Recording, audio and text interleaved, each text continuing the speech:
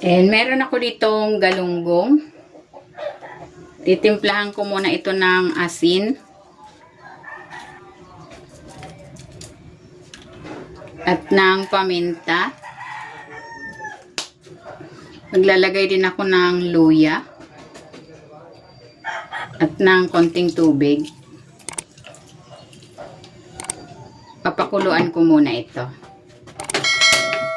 Lutuin natin yan for 5 to 8 minutes.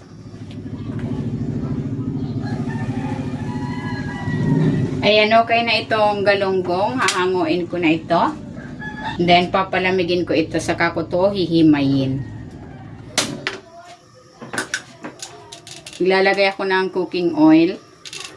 Igigisa ko na tong luya.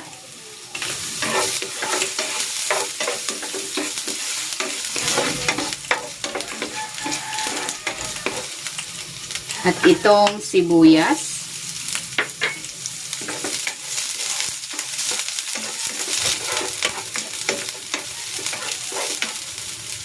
Igisa ko na rin tong bawang.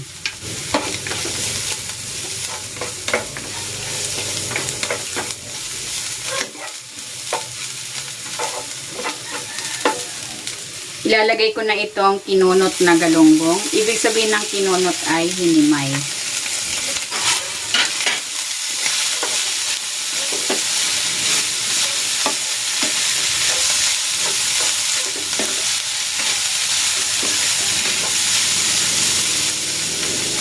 Titimplahan ko ito ng asin, paminta,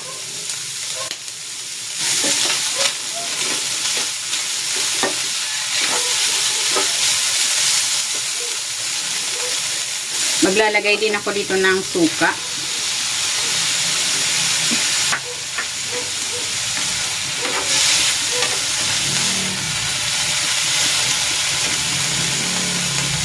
At ilalagay ko na dito itong gata.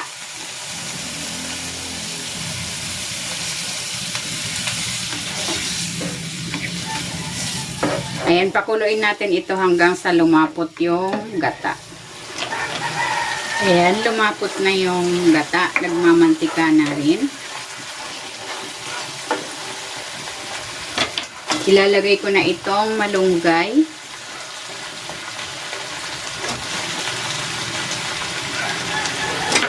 At itong siling green. At ang labuyo.